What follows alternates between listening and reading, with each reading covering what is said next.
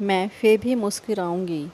एक ऐसी युवती की कहानी है जो शादी के बाद मानसिक और भावनात्मक उत्पीड़न के शिकार होती है। उसका पति और ससुराल पक्ष उसके सपनों, भावनाओं और अस्तित्व को नज़रअंदाज करते हैं, लेकिन वह टूटने की बजाय हर परिस्थिति में खुद को संभालती है, अपने भीतर की शक्ति को पहचानती है और एक आत्मनिर्भर महिला बनकर समाज के सामने एक मिसाल कायम करती है। यह कहानी हर उस स्त्री की आवाज़ है जो खामोश रहकर भी अपनी अस्मिता की लड़ाई लड़ती है। अब तक आपने पहले भाग में पढ़ा कि एक अनन्या नाम की लड़की जो बहुत सीधी साधी होती है, जिसकी माँ ने सिलाई कढ़ाई करके बहुत मेहनत से उसके पढ़ाया लिखाया था। उसके बहुत से सपने थे। उसकी शादी हो चुकी होती है विवेक नाम के लड़के से, प्राइवेट जॉब करता था। अब आगे भाग 2, पहली दरार। सुबह की हल्की हल्की किरणें खिड़की से अंदर आ रही थीं।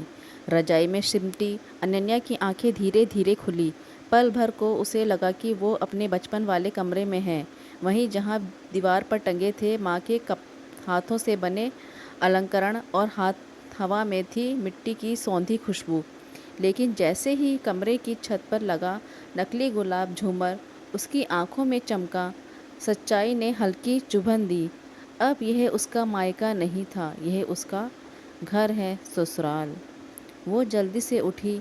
माँ की बातें याद थी।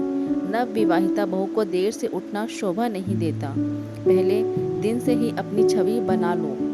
उसने धीरे धीरे साड़ी पहनी, सिंदूर लगाया और हल्का सा काजल लगाया ताकि थकान छिप सके। कमरे से बाहर निकली तो आंगन में शारदा देवी, उसकी सास, तुलसी में जल चढ़ा रही थी। जैसे ही सासू माँ ने अनन्या को देखा, उसकी नज़रें सीधी उसकी घड़ी पर गई। फिर तीखी आवाज़ आई, बहू, ये कोई मायका नहीं है कि जब मन किया तब उठ गई। यहाँ दिन की शुरुआत सूरज के साथ ही होती है। अनन्या ने सिर झुका लिया और धीमे स्वर में बोली, माफ़ कीजिए मम्मी जी, आगे से ध्यान रखूंगी। शारदा देवी कुछ नहीं बोली, बस एक लंबी सांस खींचकर वापस अंदर चली गई। रसोई में परीक्षा। रसोई में काम पहले से शुरू हो चुका था। देवर रजत के लिए टिफ़िन बनाना था, ससुर जी को चाय और नाश्ता समय पर चाहिए था, और पति विवेक के लिए डिब्बा भी। अनन्या रसोई में घुसी तो वहाँ नौकरानी कमला पहले से मौजूद थी। कमला ने धीरे से मुस्कुराकर कहा, बहू जी, आपको जल्दी उठ जाना चाहिए था। मम्मी जी बहुत गुस्से में हैं आज। अनन्या ने बिना जवाब दिए काम संभाल लिया। आलू उबालने, चाय चढ़ाने, पराठे बेलने